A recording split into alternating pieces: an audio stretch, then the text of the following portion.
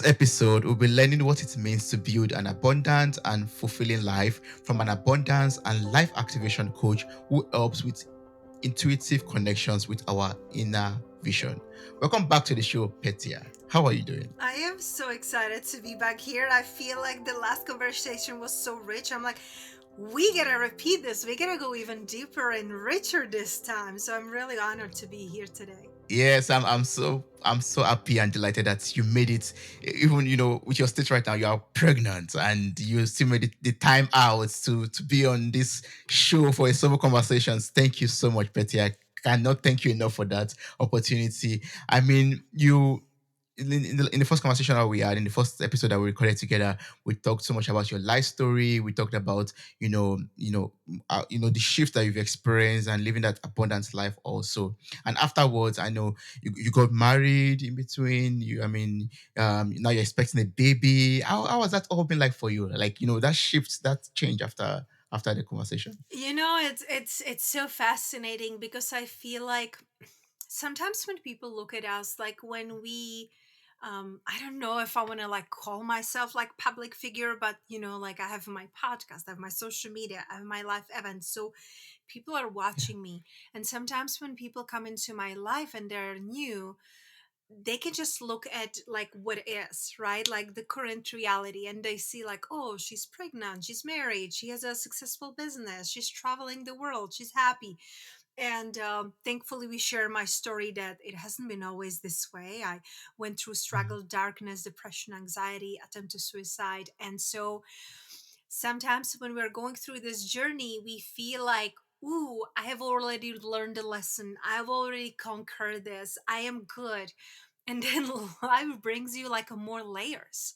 Life Mm. brings you more teaching experiences, and that's what I really feel like I've been going through the past really year. Because now, for me, it's like a really full circle of death and rebirth this year.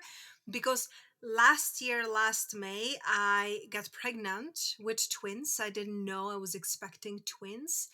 And a couple months Wow. later, we lost the first baby. And then 1 month later, month and a half later, we lost the second. And when I lost the second, Mm. I didn't even know I was still pregnant. So Mm. Mm. for me, that was really a hard time. And thankfully, like, I had so much support in my family, my husband, my community. But it was a really dark time. And it's interesting because, like I said, people can look at us and they think we have it all figured out. In life, it's Mm. always happening for all of us. We always go through changes and evolution and shifts. And I feel like as collective, and that's what I'm noticing in my life now, and also in my clients that I get to work with now, that we're going through collective shifts, that no longer we can stay in the old. No longer we can do the things that we used to do, like, Mm. numbing with food or alcohol or games or shopping, like whatever, right, used to be our escape. Yeah. Right now it just doesn't allow us to do it. It just, we are propelled to do things differently. And so I really had to go inward and look at my life and take a big inventory. How do I want to live? How do I want to lead? How do I want to do my life and my business? And I had to change that.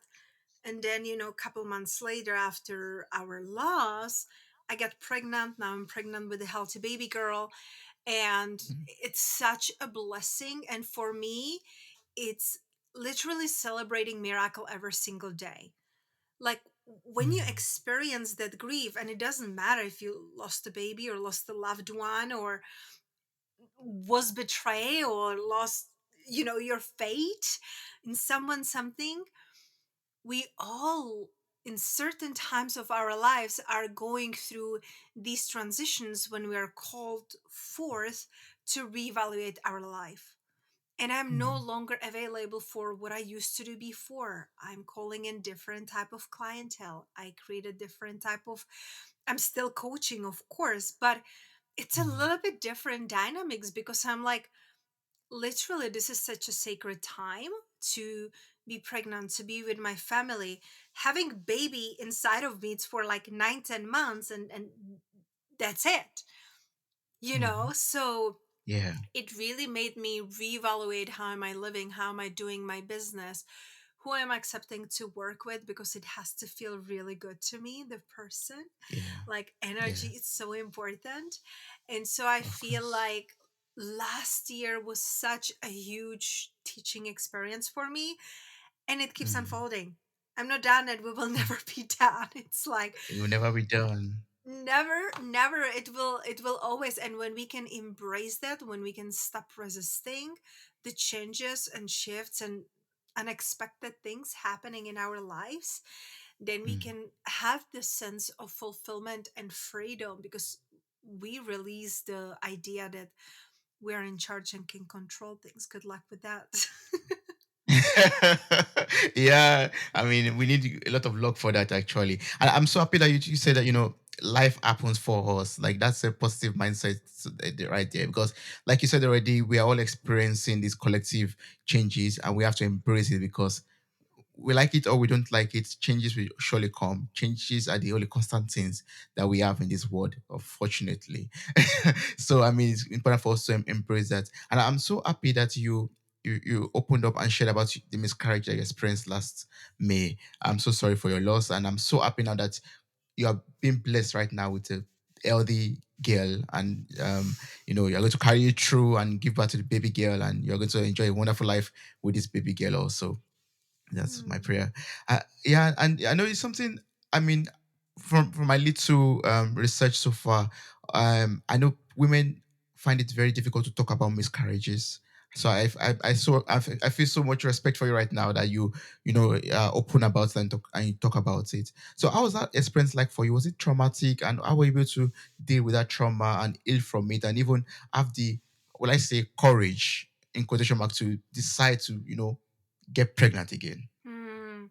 Such a great question. And like you said, it's really challenging to like talk about it, but I feel like it's even worse not to talk about it, because when I lost, our pregnancy, I really felt like very, very, like very dark time. I felt depressed. I didn't want to be, there were moments that I'm like, why am I even here if I'm not even capable to keep a life in me? Like there was so much heaviness and shame and guilt. And like, I will never know what happened. I had a Mm. session with like psychic medium who told me it was like, um, genetical, that there's nothing that I did wrong, but you will never be 100% certain. You will never know why life chose to continue or not to continue. So I Mm. gave myself some time to grieve, and I am so thankful for my husband and my friends and family who held me in those moments that I didn't want to do anything. I just didn't want to show up. I didn't want to be adulting, and there was just so much heaviness and grief and upset and anger. Like my husband, he Mm. tried to tell me like talk to God. I'm like, no, I'm upset. I don't want Mm. to. I'm Mm. angry. Why would God do this? Like, we're good people. We are so loving, so nurturing. Like, why would this happen? Right. So, there Yeah. were like so many emotional waves that I was going through into like, okay, acceptance, like everything is happening for a reason. Then you're trying to be logical, and then you go back to the emotions and anger and despair and like depression. Like I really didn't want to do anything and go anywhere, and I just gave myself the time to grieve. We did couple ceremonies, and it's so fascinating. I went through one, and then I didn't know I was, like had a second baby inside of me, because when I was in ultrasound the first time, it's so little that you just can't tell. Mm. And then when we traveled in Mexico, like I lost the second one, and it was just such a shock for my Mm. body, for my soul, going through that. I feel like the second time it wasn't as intense, but it was still painful, and it was still shock, and it Mm. was still like, what is happening right now? So Yeah. working through that, and we did some ceremonies with my husband. Thank goodness he is so loving, so supportive. Like, like he sat with me and he wrote the letters with me to our babies, and we created like a beautiful little box of like memories with ultrasound and some crystals and flowers, and like our baby, like the little piece Mm. of our baby, like we put it everything in a beautiful box and bury it. And it's interesting because right now where I am, it's our family cabin in Northern California, and that's where the miscarriage happened. That's where Oh. we did our like little ceremony for our baby. Mm. So being back here and being now 6 months, over 6 months pregnant now, it's just Mm. like Mm. honoring what I felt, honoring where I was, and also when I was able to feel those feelings, I knew I have to share. Because Yeah. like I have friends who lost their babies, and it's so fascinating because even like my mom told me like, yeah, I had a miscarriage. I'm like, you never told me. Like Mm. I didn't know. I had to experience my own loss, share them with my mom. So she tells me like, oh yeah, I had like ectopic pregnancy. I'm like, you never told me. And she was like, what for? And can you imagine how many women are living in that? What for? Going through this heaviness and guilt and shame. And I had a couple clients who, one lost baby like 2 weeks before me, and one like a month after me. Each were in Mm. different stages.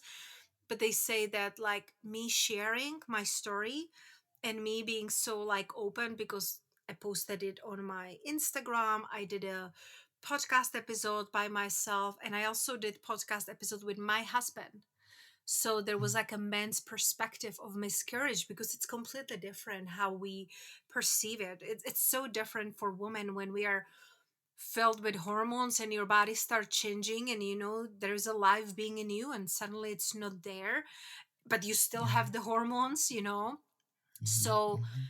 men are perceiving it differently. So he was kind of like giving an advice for men, like how can you support your partner, what can you do, how to deal with if any feelings are arising. So I feel like because of the path that I have chosen to be guide and mentor and coach, it is my responsibility to share my journey, and not just share the butterflies and rainbows, not just share Mhm. the highlights of my life.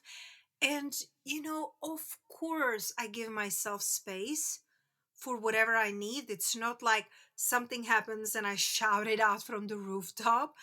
That wouldn't be even Mhm. responsible because I didn't have time to work through it. And I feel it is my responsibility to show life as it is and show that it can still be beautiful and rich and abundant. And like there are miracles happening every day when we look for them and celebrate them.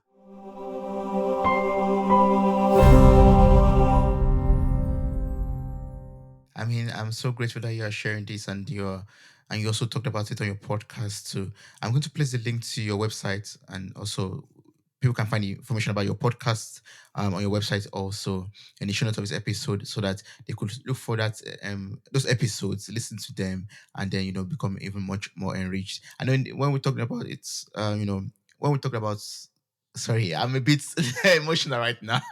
But in the first episode that we recorded together, I know we talked more about your life, and we talked about your the services that you also offer.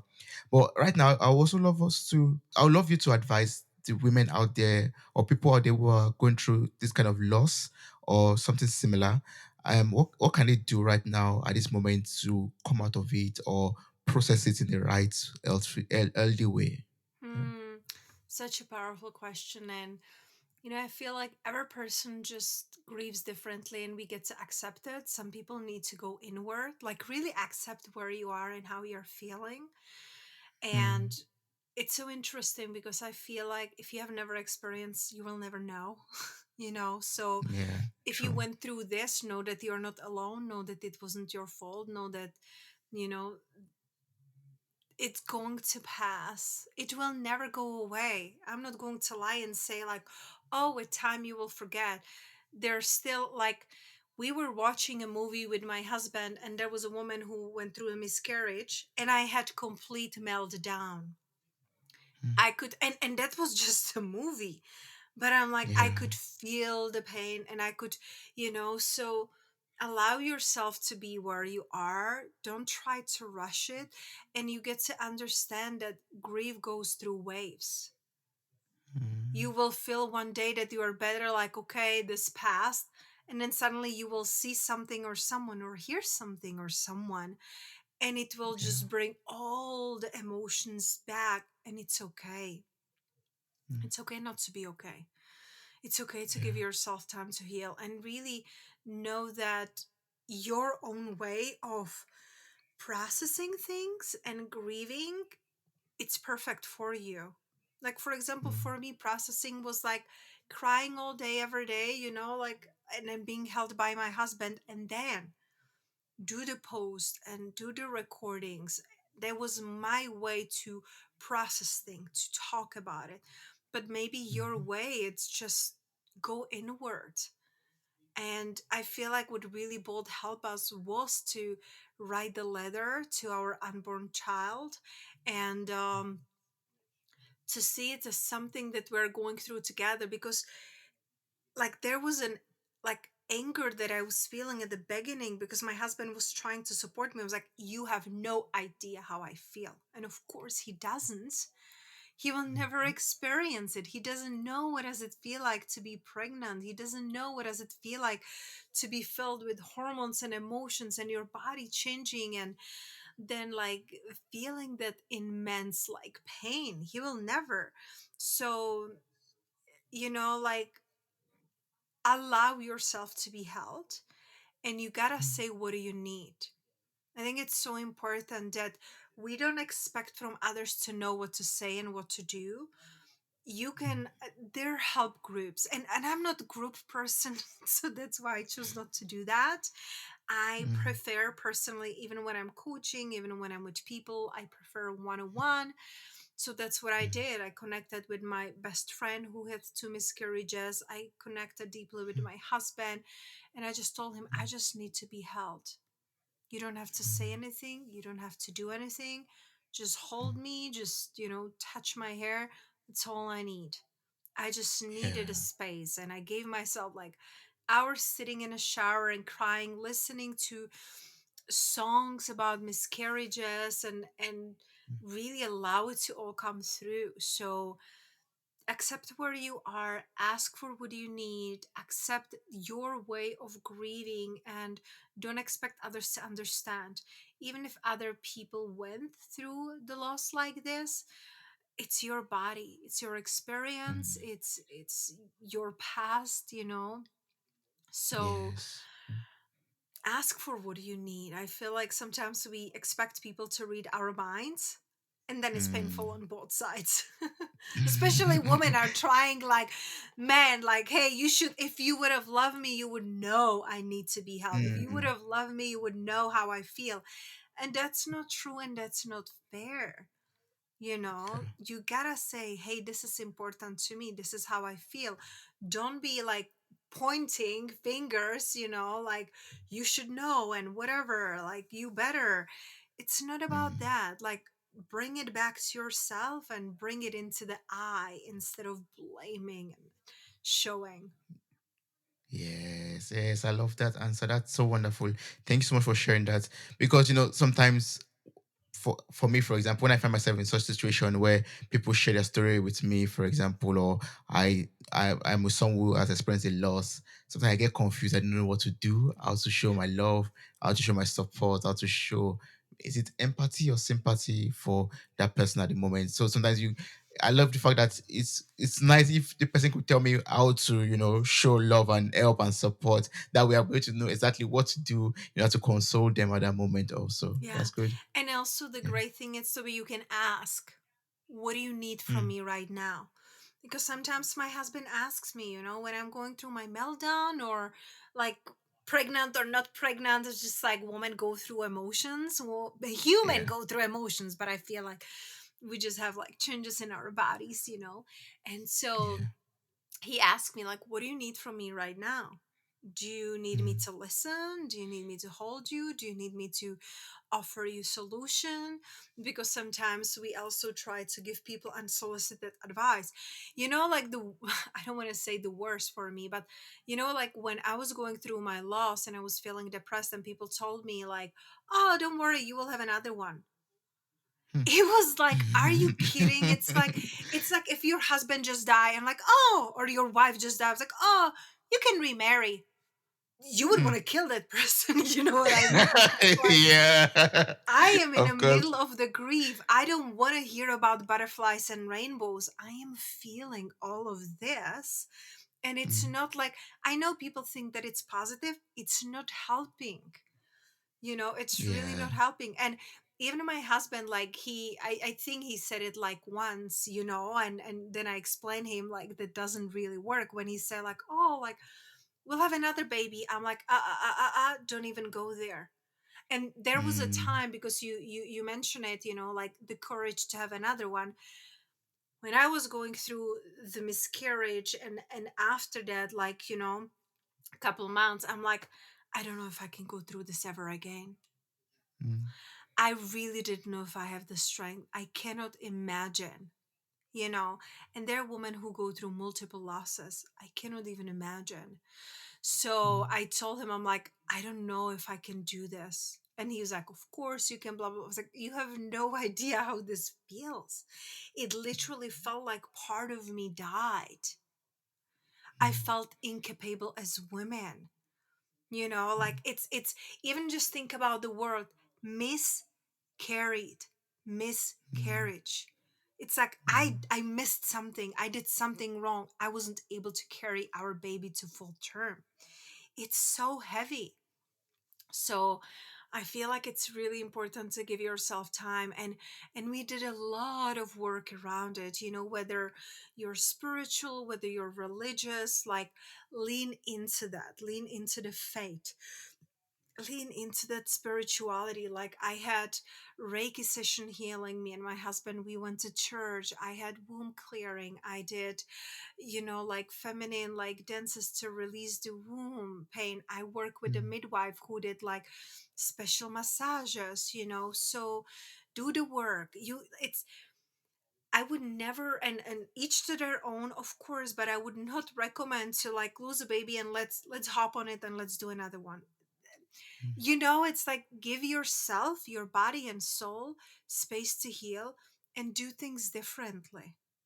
And for Yeah. me it was also like when I was able to think again, because when you're going through the grief and depression, you are just not thinking clearly. Well, when I was able to look back, I'm like, oh, I wonder, like, of course, like I tried to figure it out, like what happened, which I will never knew know. But I also look at my life, I'm like, I wonder like why the baby would choose not to come. And Mm. for me, I look at it and it's like, okay, like we just expanded our business, we made big financial investments, we are planning to move, we're traveling.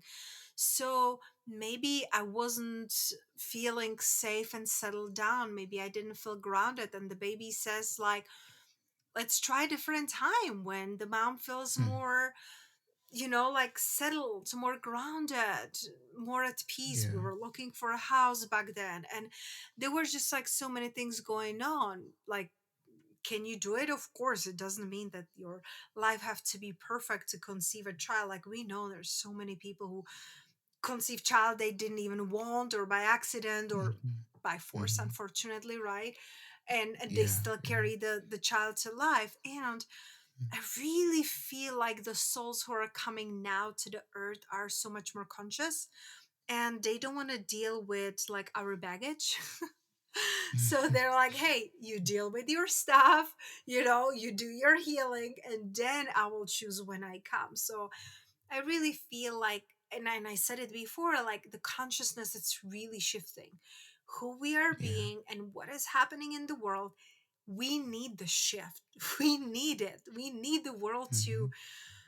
upgrade the vibration and energy and come back to love and come back to unity versus constantly fighting, comparing, judging. Like, It's not getting better if we don't get better along the way.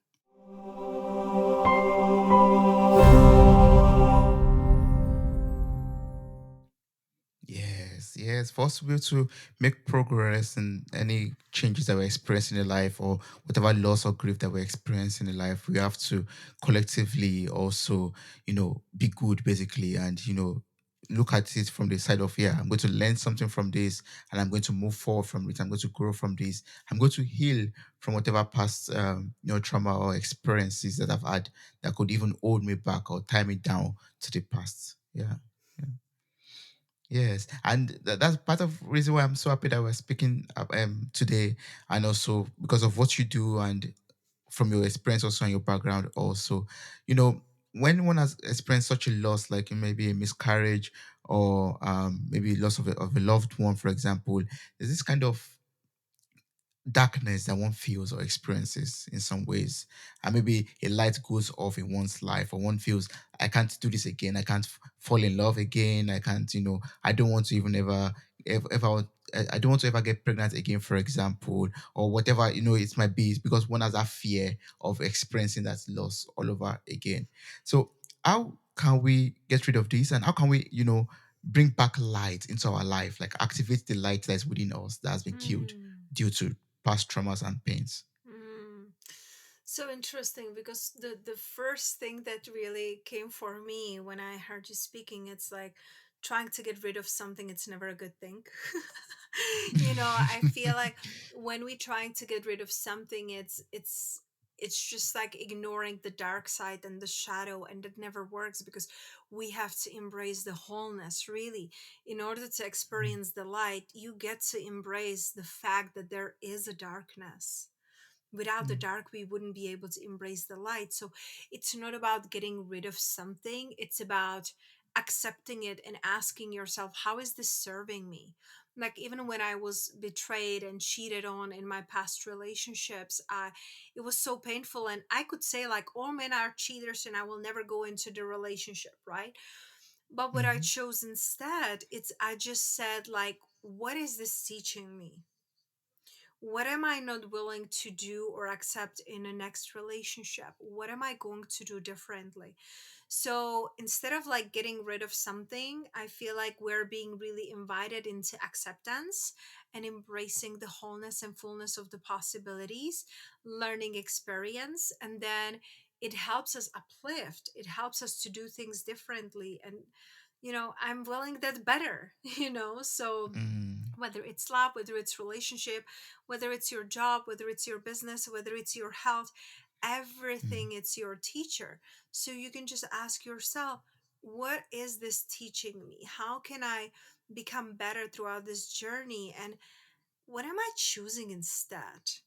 What am I choosing instead of this experience? And it will mm, change who you are being. It will change your energy and your vibration, and as a result you will be attracting different people and experiences. But you mm, cannot do it by trying to like get rid of something. Like, we're trying to avoid pain and suffering, and like, it's inevitable. It will mm, be happening. It's human experience. You will have different tools, you will have a different wisdom, and that's what you are being invited to, like, really, like, like, it's not like I know it all and I know all the answers. I just share like how I feel it, and like, with each suffering you can change, and you can mm. like choose differently, and maybe the answers would be different. Yes, yes, yeah. I mean, you're totally right. Like it's important for us to embrace both sides. Like embrace the light, embrace the darkness. I mean, you embracing the darkness will give you much more respect for the light that you activating in your life. You know the what the value of that light. You won't take it for granted when the light starts to shine in your life, because you know how it felt like to be in the dark and what it looks like, and you don't want to go back to that again. But you've gotten the lessons from that already, and that lesson has helped you now to even appreciate that light, no matter how small, how bright, how dim it might be. You would embrace it and Mhm. be grateful for it also. Yeah, and talking about embracing both sides and every things that every experience that we have in life, how can we embody our fullest self-expression? Such a beautiful question. And I feel like it's about releasing the conditioning. If you could do anything and be anyone, what would it look like? What would it feel like? Instead of like swimming in the ocean of the shoulds, I should do this, I should go there, I should say this. It's if I can do anything and I would know I'd Mm, succeed, what would I do? And it's mm, so freeing to ask ourselves that, and it's no daydreaming or woo-woo stuff. It's just like aligning with that energy of possibilities instead of complaining. So I mm, feel like to embrace the highest version of ourselves, the truest selves, it's you gotta get to know yourself, you gotta release the conditioning, you gotta release the expectations that were put on you. And what really really helped me the most, the recent years, was learning and studying and teaching a human design, because human design really helps you. It's like a energetic maps of your soul, like who did you came here to mm, be. So it really goes mm. back into understanding yourself. And you can go on my Instagram or website. I have there like a free chart that you can just plug in your birthday, birth time, and birthplace and see what is your design. But I feel like if you want to really embrace the truest version of you, you got to know who you are, right? Like it seems like logic, but Yes. we lose ourselves in relationships and jobs and with other people, careers. And it's really about going back to the basics, going back into understanding yourself in such a depth you haven't understand yourself before. And that's why I'm using human design every single day with every single person I get to speak to, or if someone wants to work with me. I do readings for my clients, or for people who I don't like. It's not like I'm human design expert and hire me for that. Yeah. It's a big Mm, part of my life and my business.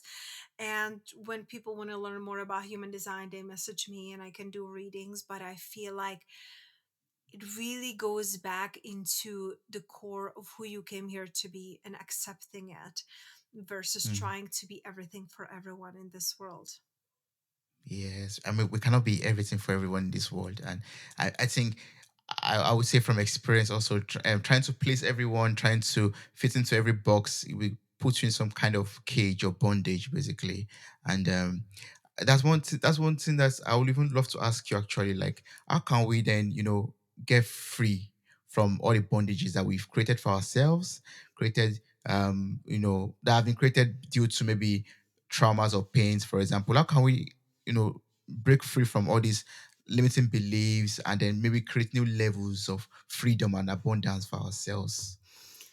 That's a powerful question. And I feel like, one, it really goes back into understanding yourself, because then you will see clearly what is conditioning, what is your true belief, and what is limiting belief. And Mm, mm. what is the thing, it's what is stopping you, it's really you.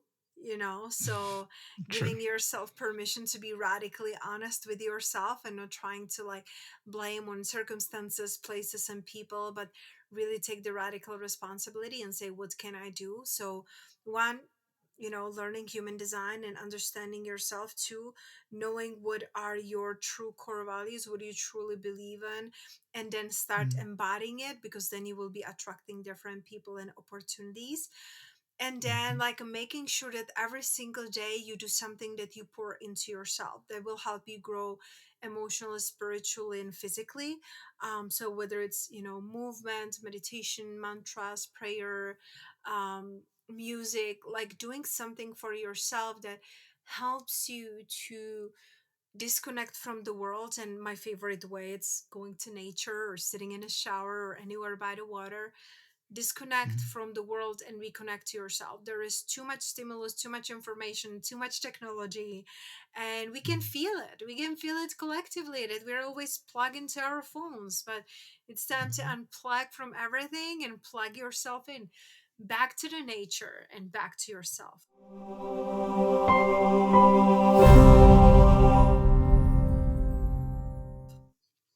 Yes. back to the nature, back to yourself, unplug from every external stimuli. Yeah. For anyone who is interested in this human design, I'm going to encourage them to visit your website again. On your website, you have a lot of information about not only human design, but your coaching programs. You have a lot of transformation and life coaching services that you offer, and other things that you do. I mean, you are an abundance of services, basically. So Abundance yeah, and everywhere. exactly, abundance everywhere. That's perfect. So I would love you to educate me a little bit or enlighten me on manifestation. Like this is something that has been even before this conversation, I've been, hearing a lot about, and it keeps on increasing, 5D, 7D, 3D manifestation. I'm like, okay, Petia must tell me about manifestation and all of this 3D, 5D, 7D, whatever they all mean. It's that would be like a conversation for another like few hours that I don't think we have today. Really, such a deep Yeah. conversation. And the thing, it's like it's just the realities. Looking at like third dimensional reality, fifth dimensional reality, seven dimensional. We are multidimensional beings, and Mm, right now we are living in a 3D world. There, like third dimension right here right now, and that's kind of matrix. That's kind of the hamster wheel that we have created for ourselves. You are born, you go to school, you're being good boy or good girl, you get a job, you get married, you have couple, 2.5 kids, you work your whole life, then you retire, then you die. Like, we were conditioned to do this. However, the easiest way to look at manifestation is to look at knowing that you don't attract in your life what you want, you attract who you are. Like your mm, energy, your vibration. If you don't believe in yourself, if you're, have a negative self talk, it will reflect on the people and circumstances.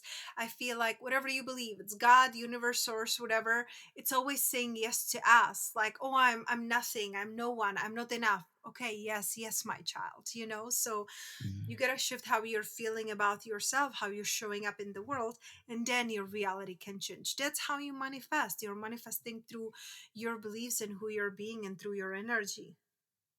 Hmm. Thanks for that. Yeah, we are more than what we see. Basically, we are more than this 3D dimensional. Yeah, I'm going to go deeper into that later. But I mean, it's not for this episode. It's going to be for some other episode probably.